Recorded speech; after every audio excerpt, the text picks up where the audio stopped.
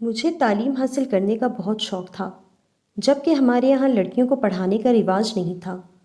ان دنوں میں میٹرک میں پڑھ رہی تھی اور مزید تعلیم حاصل کرنا چاہتی تھی۔ امتحان قریب تھے اور میں خالہ کے گھر پڑھنے جایا کرتی تھی۔ ایک دن میں اپنی خالہ کے گھر سے لوٹ رہی تھی کہ شہزاد سامنے آ گیا، مگر اس نے میری طرف توجہ نہ کی۔ مجھ کو اس کا یہ انداز بے نیازی ناگوار گزرا۔ میں پیدل جا رہی تھی، راستہ تنگ سا تھا، مگر اس نے ایک طرف ہو کر مجھ کو گزرنے کا موقع تک نہ دیا۔ یہ بات مجھے مزید بری لگی۔ سوچا خوبصورت ہے تو کیا ہوا، جانے یہ اپنے آپ کو سمجھتا کیا ہے تو کسان کا بیٹا، اس کی اوقات ہی کیا ہے، میں اس کو مزہ چکھاؤں گی۔ اگلے دن جب میں پھر اس کے گھر کے آگے سے گزری تو جان بوجھ کر سامنے آ گئی۔ تب اس نے پوچھا، آپ چاہتی کیا ہیں؟ میں نے مسکرا کر جواب دیا، آپ کو۔ میرے اس جواب پر حیرت سے اس کی آنکھیں پھیل گئیں۔ وہ بولا، کیا کہہ رہی ہو؟ میں کہاں اور تم کہاں؟ اب مجھ کو مزہ آنے لگا اس کو حیران کرنے کا۔ میں روزانہ اس کے راستے میں آ جاتی اور وہ مجھ سے دور جانے کی کوشش کرتا۔ ایک دن وہ گھر کی طرف جا رہا تھا کہ میں اس کو حسب معمول راستے میں ملی۔ شام کا وقت تھا، میں ٹھہر گئی، وہ بھی ٹھہر گیا۔ اس نے سوال کر دیا، یہاں کیا کر رہی ہو؟ تمہارا انتظار کر رہی ہوں۔ جب یہ بات سنی تو اس نے بھی اپنے دل کی بات کہہ دی۔ میرا دل بھی یہی کہتا ہے کہ تم اس جگہ روز ملا کرو۔ اچھا، میں نے اپنی بڑی بڑی آنکھیں پھیلا کر کہا۔ ایک ہفتے بعد پھر اسی جگہ ٹکراؤ ہوا۔ اس نے میرا نام پوچھا۔ میں نے کہا، اوہ، 2 ماہ گزر گئے ہیں، اب تم میرا نام پوچھ رہے ہو؟ بہرحال میں نے اس کو اور اس نے مجھے اپنا نام بتا دیا۔ خالہ کے گھر روز ٹیوشن پڑھنے جانا میرا معمول تھا۔ تبھی ایک دن جب سر راہ میں شہزاد سے کوئی بات کر رہی تھی تو والد صاحب نے ہمیں باتیں کرتے دیکھ لیا۔ پھر غضب تو ہونا ہی تھا۔ جب میں گھر پہنچی تو ابو سے بہت ڈانٹ پڑی کہ تم نوکر لوگوں سے بات کرتی ہو، تم کو پتہ ہے کہ وہ کسان ہے اور تم زمین کے مالک کی بیٹی ہو، تم کو راستے میں ٹھہر کر اس سے ہم کلام ہونا زیب نہیں دیتا۔ آخر تم شہزاد سے کیوں بات کر رہی تھی؟ میں کیا بتاتی کہ میں اس مغرور کے غرور کو توڑنا چاہتی تھی۔ ابو گرج رہے تھے، اب اگر کبھی تم نے اس سے راستے میں رک کر بات کی تو میں تمہیں پڑھائی سے اٹھا لوں گا۔ مجھ کو کون سی اس سے سچی محبت تھی؟ میں تو بس اس کے دل کی آزاری کرنا چاہتی تھی۔ انہی دنوں ابو نے میرا رشتہ چچا زاد فرحان سے طے کر دیا، جبکہ وہ نہیں چاہتا تھا کہ ابھی شادی ہو۔ وہ بیرون ملک پڑھائی کی غرض سے جانا چاہتا تھا۔ بہرحال منگنی ہو گئی تو میں نے بھی شہزاد کو سدانے کا خیال چھوڑ دیا۔ امتحان ہو گئے اور میں گھر بیٹھ گئی۔ ادھر شہزاد نے اپنے والدین سے رشتہ مانگنے کو کہا تو اس کے ابا بہت غصہ ہوئے اور اسے گھر سے نکالنے کی دھمکی دے دی، جبکہ ماں بولی، بیٹا ہم غریب ہیں، اگر تم پڑھ لکھ کر کسی قابل ہو جاؤ تو یقیناً ہم اس لائق ہو جائیں گے کہ تمہارا یہ رشتہ مانگنے کسی حیثیت والے گھر جائیں۔ یہ بات شہزاد نے گرہ میں باندھ لی اور ہر خیال چھوڑ کر پڑھائی میں لگ گیا۔ پھر اس نے انٹر بورڈ میں پوزیشن لی۔ شہزاد کی لگن سچی تھی، وہ اعلیٰ تعلیم حاصل کرنے لگا۔ ادھر میرے منگیتر نے شادی سے انکار کر دیا اور وہ بیرون ملک منگنی توڑ کر چلا گیا، جس کا والد کو بہت دکھ ہوا۔ وقت گزرنے لگا، میں نے کالج میں داخلہ لے لیا۔ ایک دن شہزاد جا رہا تھا کہ میں نے اس کو آواز دی۔ وہ ٹھہر گیا، پوچھا، کیا بات ہے؟ تم نے تو مجھے بھلا ہی دیا۔ میں نے سنجیدگی سے کہا، یاد رکھو تو بھی کون سا تم مل پاؤ گی، اس لیے بھلا دینا ہی اچھا ہے۔ میری غربت میری وراثت ہے، میں کیسے اس سے جان چھڑا سکتا ہوں؟ بڑے دکھ سے اس نے کہا تھا، یہ بات نہیں ہے شہزاد، تم اگر کسی لائق ہو جاؤ تو پھر ابو تمہارے بارے میں سوچنے پر مجبور ہو جائیں گے، مگر تم میں وفا نہیں ہے، مجھے تو ایسا لگتا ہے۔ وفا کا کیا ثبوت چاہیے، بولو؟ اور پھر اس نے جیب سے پستول نکال لیا۔ میں نے کہا، نہ اپنی جان مت دے دینا، بھلا تمہاری جان دینے سے مجھ کو کیا فائدہ ہوگا؟ ہاں، اگر تم ثبوت دینا چاہتے ہو تو اپنے ہاتھ میں گولی مار لو۔ تب ہی اس بیوقوف نے ایک لمحہ بھی توقف نہ کیا اور اپنے ہاتھ میں گولی مار دی، حالانکہ میں نے تو مذاقاً ایسا کہا تھا۔ میں سوچ بھی نہ سکتی تھی کہ وہ ایسا کرے گا۔ میرے مذاق کو اس نے اپنے لیے آزمائش سمجھ لیا اور اسی وقت کھڑے کھڑے اس کا ثبوت بھی دے دیا۔ اس کا ہاتھ لہو سے تربتر ہو گیا اور میں کانپنے لگی، چاہتی تھی کہ اپنے دوپٹے سے اس کا ہاتھ لپیٹ دوں۔ اس وقت ابا جان کی گاڑی ادھر سے گزری۔ انہوں نے ہمیں راستے میں کھڑے دیکھا تو طیش میں گاڑی سے اتر کر تیزی سے ہماری طرف آئے۔ جانے وہ کس ارادے سے آئے تھے، مگر شہزاد کے ہاتھ سے لہو بہتا دیکھ کر ان کے بھی اوزان خطا ہو گئے۔ انہوں نے جلدی سے اسے گاڑی میں بٹھا لیا اور فوراً ہسپتال لے گئے، جہاں ڈاکٹر نے طبی امداد دی۔ اور اس کے بعد جب شہزاد کی طبیعت ٹھیک ہو گئی تو انہوں نے پوچھا کہ تم نے اپنے ہاتھ پر گولی کیوں چلائی؟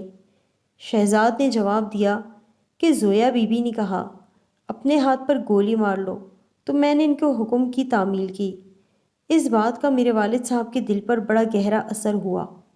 سوچا کہ ایک طرف بھتیجا ہے جو میری بیٹی کو ٹھکرا کر چلا گیا ہے، اور دوسری طرف یہ غریب کا بیٹا ہے جس کی وفا اور خلوص نے اسے جان پر کھیل جانے کے لیے مجبور کر دیا۔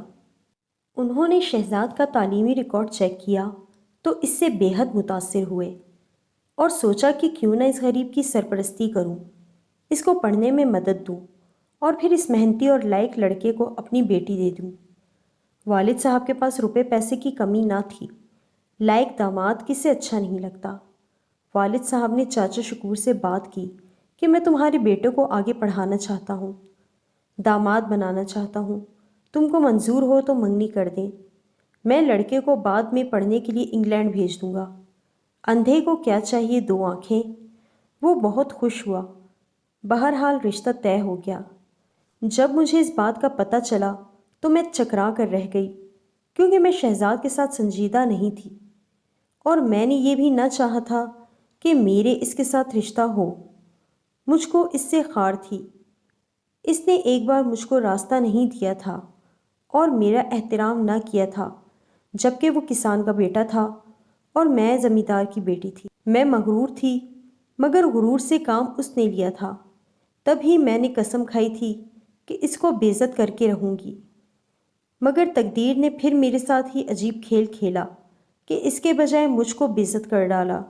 میری اس کے ساتھ منگنی بے عزتی نہیں تھی تو اور کیا تھی، جبکہ میں اس کو اپنے قابل ہی نہیں سمجھتی تھی۔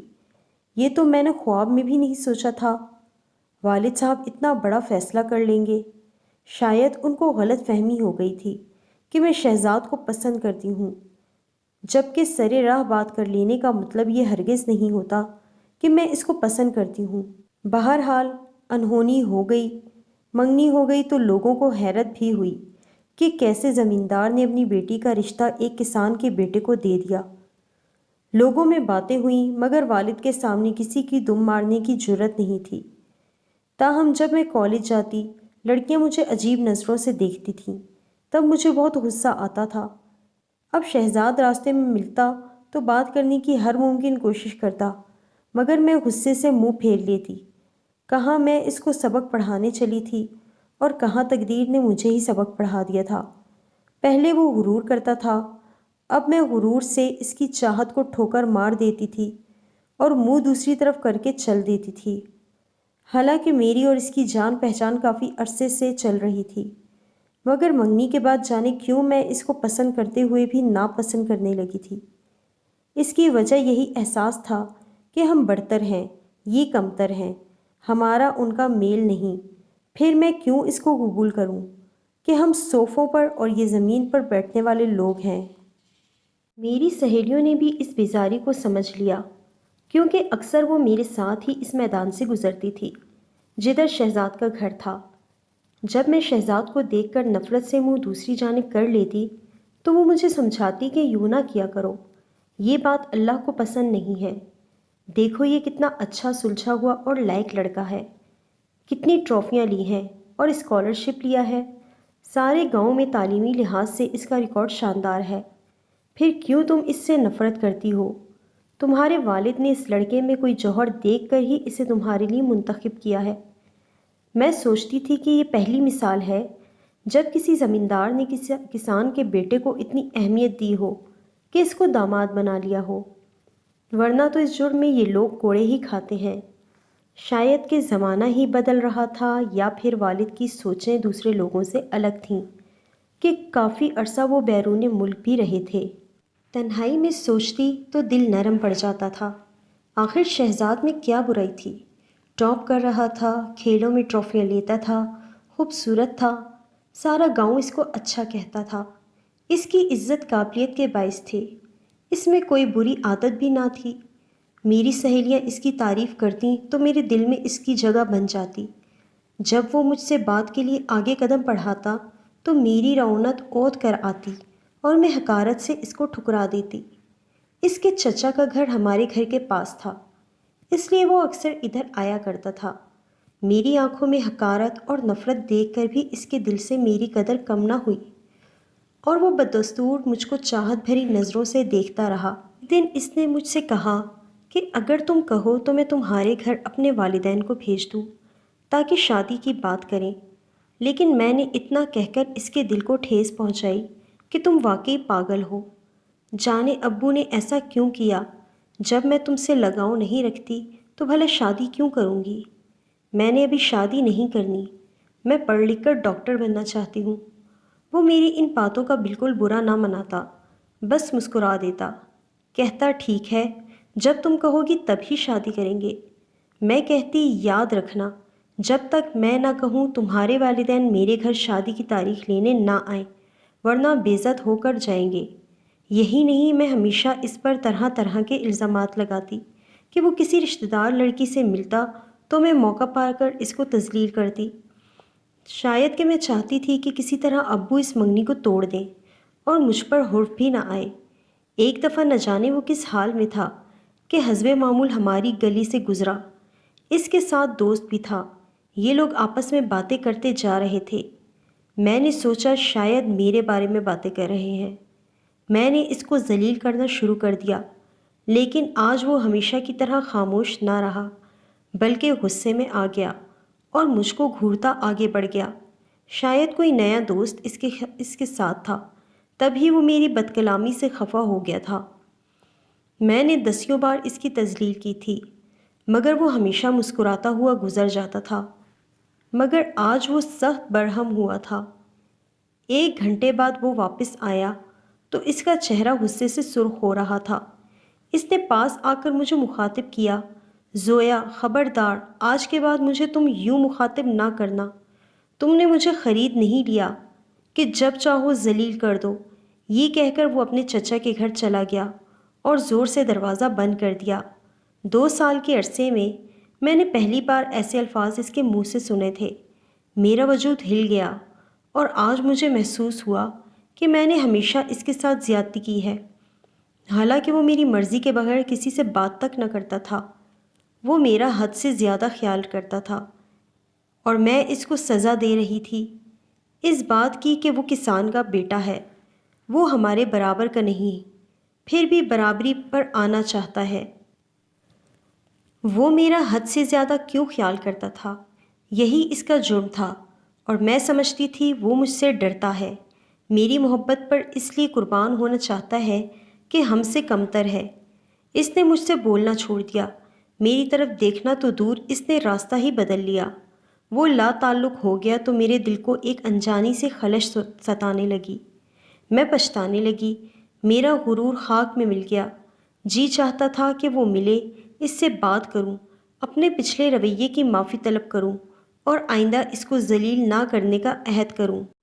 میں نے دعا کی اور خدا نے میری دعا سن لی۔ ایک دن وہ سامنے آ گیا، میں نے بات کرنا چاہی، وہ سمجھ گیا۔ خوش اسلوبی سے بولا کہ زویا، کبھی ایسے دوست ساتھ ہوتے ہیں جن کے سامنے عزت ہوتی ہے۔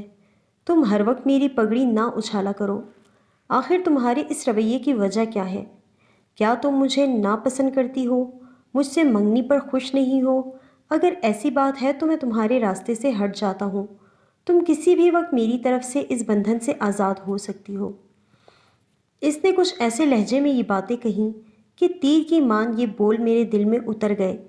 سوچا آخر کیوں میں اس کا دل دکھاتی ہوں، کیوں ستاتی ہوں، اس کا کیا قصور ہے؟ واقعی وہ سچ کہہ رہا تھا، میں نے اس کی تذلیل میں کوئی کسر نہ چھوڑی تھی، تاہم میں اپنے ذہن کو سمجھ نہ سکی کہ آخر ایسا کیوں کرتی ہوں۔ وہ دور چلا جاتا تو میں بے چین ہو جاتی تھی، وہ پاس آتا تو میرا دل بیزار ہو جاتا تھا، اس کے لیے حقارت سے بھر جاتا تھا، گویا میں نہ اس کو چھوڑ سکتی تھی اور نہ اپنا سکتی تھی۔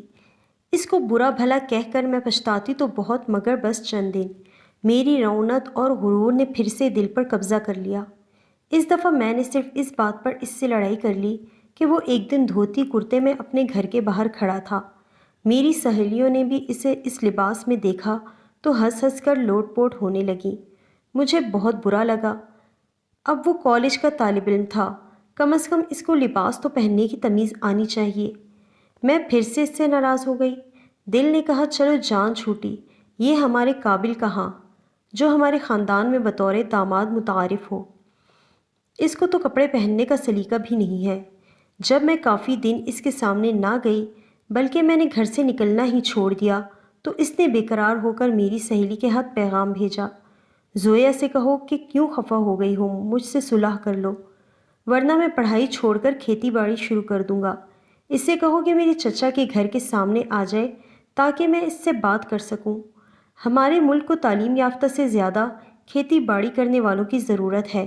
ہمارا ایگریکلچر نظام تباہ ہو گیا ہے۔ تعلیم یافتہ تو اپنا ملک چھوڑ کر دوسرے ملکوں کو فائدہ دینے چلے جاتے ہیں، جبکہ ان پڑھ کسان یہیں رہ کر بیج بوتا اور فصل اگاتا ہے جس کو ہم کھاتے ہیں۔ میرا وہ یہ جواب سن کر پریشان ہو گیا۔ میری سہیلی سے کہا کہ وہ میری سمجھ میں نہیں آتا، کیوں زویا ایسا کرتی ہے؟ وہ مجھ سے عجیب و غریب رویے رکھتی ہے۔ کیا اس کے باپ نے میرے ساتھ منگنی کر کے اس کو کوئی سزا دی ہے؟ شاید اس بات کی سزا کہ وہ اسکول سے آتے ہوئے مجھ سے راستے میں رک کر باتیں کرتی تھی۔ زویا اس منگنی سے خوش نہیں ہے، وہ پریشان لگتی ہے، کم از کم مجھ کو تو ایسا ہی محسوس ہوتا ہے۔ تو پھر وہ یہ منگنی توڑ دینا، اسے کوئی نفسیاتی الجھن ہے، میری سہیلی نے جواب دیا۔ بہرحال دیکھو میں اس کو سمجھاؤں گی، تم اس سے اچھا رویہ رکھو یا پھر اپنے والد کو یہ رشتہ توڑنے کا کہہ دو، اس طرح تو زندگی نہیں گزر سکتی۔ میری سہیلی نے جیسے سنا ویسے مجھے آ کر بتا دیا، تو میں نے اس کو ٹالنا چاہا کہ میں شہزاد سے نفرت نہیں کرتی، مگر اس کے لائف اسٹائل سے پریشان ہوتی ہوں۔ ان کے گھر والے تو جاہل گوار ہی رہیں گے، یہ پڑھ لکھ گیا تو کیا ہوا، ان کی برادری کی وجہ سے ہماری ناک کٹ جائے گی۔ تم اپنے والد سے یہ بات کہو اور ان کو بتا دو کہ ویسے ہی اس سے کلام کیا کرتی تھی اور تمہارا اس کے ساتھ پیار محبت کا کوئی سلسلہ نہ تھا، تاکہ ان کی غلط فہمی دور ہو اور وہ اس رشتے کو ختم کر دیں۔ جانے کیا بات ہے رابعہ کہ میں ایسا بھی نہیں کر سکتی۔ جب سوچتی ہوں کہ شہزاد سے کنارہ کشی اختیار کر لوں تو میرا دم گھٹنے لگتا ہے اور پھر یوں لگتا ہے جیسے میں اس کو چاہتی ہوں، پسند کرتی ہوں، مگر جب سامنے آتا ہے تو جی چاہتا ہے کہ اس سے رخ پھیر لوں، اس کو کمتر خیال کر کے اس کی تذلیل کر ڈالتی ہوں۔ رابعہ کہنے لگی، زویا تمہارا کچھ نفسیاتی مسئلہ ہے، ورنہ محبت اور تذلیل ساتھ نہیں چل سکتی، یہ جذبے الگ الگ سمت میں سفر کرتے ہیں۔ اگر محبت ہے تو محبت ہے، اگر نہیں ہے تو نہیں ہے، یہ کیا کہ اس کے بغیر رہا نہیں جاتا اور اس کا ساتھ بھی گوارا نہیں، یہ تو سمجھ میں آنے والی بات ہی نہیں، بلکہ تم ایک معصوم انسان کے جذبات سے کھیل رہی ہو۔ خدا نخواستہ کبھی اس کو آزمانا نہیں، ورنہ اس کی جان چلی جائے گی۔ رابعہ نے سچ کہا تھا کہ اس کو آزمانا نہیں، اور میں نے اس کے پیار کو آزمائش میں ڈالا۔ میں ہمیشہ اپنی سہیلی سے کہا کرتی تھی کہ وہ تو ایسے ہی کہتا رہتا ہے، کچھ کر کے دکھاتا تو ہے نہیں۔ انہی دنوں اس کا رزلٹ آیا، وہ شاندار کامیابی سے ہمکنار ہوا تھا۔ اس کا داخلہ شہر کے میڈیکل کالج میں ہو گیا۔ وہ بہت خوش تھا، ابو بھی خوش ہوئے۔ وہ چاچا شکور کے گھر گئے مبارکباد دینے۔ شہزاد کا باپ 22 بیگھے کا مالک تھا، اپنی زمین سے اتنی آمدنی تھی کہ اچھا گزارا ہو رہا تھا، لیکن بیٹے کو ڈاکٹر بنانے کی خاطر وہ یہ زمین فروخت کر رہے تھے۔ والد صاحب نے کہا، شکور احمد یہ زمین تمہاری روزی کا ذریعہ ہے، اس کو مت بیچو، میں تمہارے بیٹے کی پڑھائی کے اخراجات برداشت کروں گا، لیکن انہوں نے اس پیشکش کو رد کر دیا۔ بولے میں خود بیٹے کی پڑھائی کے اخراجات برداشت کر لوں گا۔ شہزاد کی کامیابی کی خوشی میں والد صاحب نے نہر کے کنارے دعوت کا اہتمام کیا۔ عورتوں میں امی اور میری سہیلیاں بھی آئیں۔ شہزاد اور اس کے والدین کو بھی مدعو کیا گیا تھا۔ تب جانے کیا مجھے سوجی کہ میں نے اپنا دوپٹہ نہر میں پھینک دیا اور شور مچانے لگی کہ میری سہیلی کو بچاؤ، اس کا پاؤں پھسل گیا ہے، وہ نہر میں گر گئی ہے۔ عورتیں ایک طرف تھیں اور مرد دوسری طرف تھے اور سب کھانا کھا رہے تھے۔ شور سن کر مرد اٹھ کر ہماری جانب آئے۔ سب سے آگے شہزاد تھا۔ میں نے پریشانی کی ایکٹنگ کرتے ہوئے نہر کی طرف اشارہ کیا کہ میری سہیلی کو کوئی بچائے۔ تبھی شہزاد نے آنن فانن سوچے سمجھے بغیر نہر میں چھلانگ لگا دی۔ نہر کافی گہری تھی۔ اس نے سر کے بل غوطہ لگایا تو اس کا سر پتھر ایسی کسی شے سے ٹکرایا اور وہ کافی دیر تک سطح پر نہ ابھر سکا، تو دوسرے لوگوں نے بھی چھلانگیں لگا دی۔ وہ اب ڈوبنے والوں کو ڈھونڈ رہے تھے۔ کافی دیر بعد انہوں نے شہزاد کو نہر سے نکالا، کنارے پر لٹایا، مگر وہ کافی زخمی تھا۔ البتہ میری سہیلی کا جسد نہ ملا۔ ہوتا تو ملتا، کیونکہ میں نے تو جھوٹا واویلا کیا تھا۔ سب سہیلیاں صحیح سلامت کنارے پر موجود تھیں۔ ابو اور کچھ دوسرے لوگ شہزاد کو گاڑی میں ڈال کر شہر کے اسپتال لے گئے۔ اس کی حالت خطرے سے باہر نہ تھی۔ بڑی مشکل سے جان بچی، مگر وہ شدید زخمی ہوا تھا۔ 1 ماہ اسپتال میں رہا۔ امی ابو باقاعدگی سے اس کو دیکھنے جاتے تھے۔ میں بھی دعائیں مانگتی، خدا کرے وہ صحت یاب ہو جائے۔ خود کو ہر دم کوستی تھی کہ جانے کیوں میں نے ایسی حرکت کی، ایسا مذاق کر ڈالا کہ اب ہاتھ مل رہی تھی۔ میں پہلے بتا چکی ہوں کہ شہزاد کے چچا کا گھر ہمارے پڑوس میں تھا اور وہ 1 مربع زمین کا مالک تھا۔ جب شہزاد صحت یاب ہوا، اس کے چچا نے گھر پر دعوت کا انتظام کیا اور دعا کرائی۔ وہ اپنے چچا کے گھر آیا۔ میں تو پہلے ہی اس کے آنے کا انتظار کر رہی تھی، اور جب اس نے میری چھوٹی بہن کے کہنے پر زخم دکھایا تو میری آنکھوں میں آنسو آ گئے۔ سر کے علاوہ اس کے سینے پر گھاؤ آیا تھا۔ میں دوڑ کر وہاں سے نکلی اور اپنے گھر آ کر بہت روئی، کیونکہ وہ میری حماقت کی وجہ سے زخمی ہوا تھا۔ تھوڑی دیر بعد میں دوبارہ وہاں گئی تاکہ اس کو دیکھوں۔ اس وقت وہ لڑکیوں میں گھرا ہوا تھا جو اس سے باتیں کر رہی تھی، اس کی چچا زاد بہنیں، دوسری کزنیں اور ان کی سہیلیاں۔ یہ نظارہ دیکھ کر میں برداشت نہ کر سکی۔ مجھ کو اس کا لڑکیوں سے باتیں کرنا برا لگا، اور جو ہمدردی کچھ دیر پہلے ابھری تھی وہ یکدم پھر نفرت میں بدل گئی۔ وہی کیفیت پھر مجھ پر طاری ہو گئی کہ تنہائی میں اس کی کمی محسوس کرنا اور سامنے ہو تو غصے میں آ جانا۔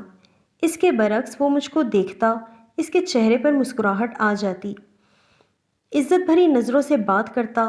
اس کی حالت اس مسافر کی طرح ہوتی جو پلیٹ فارم پر کھڑا گاڑی کا انتظار کرتا ہے اور گاڑی آنے پر اس میں سوار نہیں ہوتا، شاید جیب میں ٹکٹ نہیں ہوتا، تب ہی مسکراہٹ آمیز متلاشی نظروں سے ہر طرف دیکھتا ہے۔ میں جانتی تھی کہ اس کی منتظر اور بھی کئی لڑکیاں ہیں، مگر وہ سب کو نظر انداز کر کے صرف مجھ کو تلاش کرتا۔ انہی دنوں فرحان بھی لندن سے پڑھ کر آ گیا۔ اس نے آتے ہی میرا پوچھا، پھر وہ میرے ارد گرد رہنے لگا۔ اپنی ماں سے بار بار کہنے لگا، میں نے سارا لندن دیکھ ڈالا، مگر اس جیسی کوئی نہیں ہے۔ یہی میری منگیتر تھی اور اب یہی میری جیون ساتھی بنے گی۔ جن دنوں فرحان آیا، شہزاد اپنے میڈیکل کالج چلا گیا تھا۔ وہ پڑھائی میں مصروف تھا اور فرحان مجھ کو لبھانے میں لگا تھا کہ زویا تم ہاں کر دو، منگنی ٹوٹ سکتی ہے۔ شہزاد کی اوقات ہی کیا ہے، جبکہ میں تمہارا چچا زاد ہوں، تمہارا منگیتر تھا، اور اب پھر سے تم کو پانے کی آرزو ہے۔ یہ کوئی دشوار بات نہیں، بس تم ایک بار اپنے والد سے کہو کہ تم کو شہزاد نہیں میں پسند ہوں اور تم مجھ سے شادی کرنا چاہتی ہو۔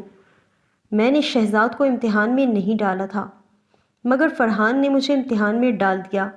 اس نے اتنا میرا سر کھایا کہ آخر کار مجھے امی ابو سے کہنا ہی پڑا کہ مجھے شہزاد پسند نہیں۔ جب میں نے کافی رونا دھونا ڈالا تو امی ابو کو میری خوشی کے لیے شہزاد سے رشتہ توڑنا ہی پڑا، اور میری بات انہوں نے مان لی۔ شہزاد پر جو گزری وہی جانے، مگر میں پھر بھی کچھ نیم مردہ سی ہو گئی۔ فرحان کی خوشی پوری ہو گئی، مگر میں جس خوشی کو پانا چاہتی تھی وہ مجھے نہ مل سکی۔ فرحان نے مجھے چند دن خوش رکھا، پھر وہ عیش کی دنیا میں کھو گیا، مجھ کو گھر میں ایک فالتو شے سمجھ کر رکھ کر بھول گیا۔ وہ 6 ماہ ہی ٹھیک رہا اور دوبارہ لندن چلا گیا، کبھی لوٹ کر نہ آنے کے لیے۔ میری زندگی ویران کرنے آیا تھا سو ویران کر کے چلا گیا، اور میں آج بھی جانے والے کے لوٹ آنے کی آس میں جی رہی ہوں۔ میری منگنی ٹوٹی تو چچا شکور احمد نے اپنی زمین فروخت کر دی اور وہ شہر چلے گئے جہاں شہزاد پڑھ رہا تھا۔ انہوں نے گاؤں سے ناتا توڑ لیا۔ شاید غریب کسان لوگ ہم امیروں سے ناتا توڑ کر دنیا کو منہ دکھانے کے لائق نہیں رہے تھے۔ شہزاد نے تعلیم مکمل کر لی۔ اس نے بہت محنت سے پڑھا، اس کے چچا نے کافی مدد کی اور وہ مزید اعلیٰ تعلیم حاصل کرنے انگلینڈ چلا گیا۔ جب تعلیم مکمل کر کے لوٹا تو اس نے اپنے چچا کی بیٹی سے شادی کر لی۔ آج وہ ایک بڑا ڈاکٹر ہے اور شہر میں نہایت خوش و خرم زندگی بسر کر رہا ہے، جبکہ میں گاؤں میں پڑی ہوں۔ سچ ہے کہ جوہری ہی ہیرے کی قدر جانتا ہے۔ میری والد صاحب جوہری تھے مگر میں نہ تھی، تب ہی زمینداری کے غرور میں ایک کسان کے بیٹے کا رشتہ ٹھکرا کر میں نے اپنے جیون میں اندھیرے بھر لیے۔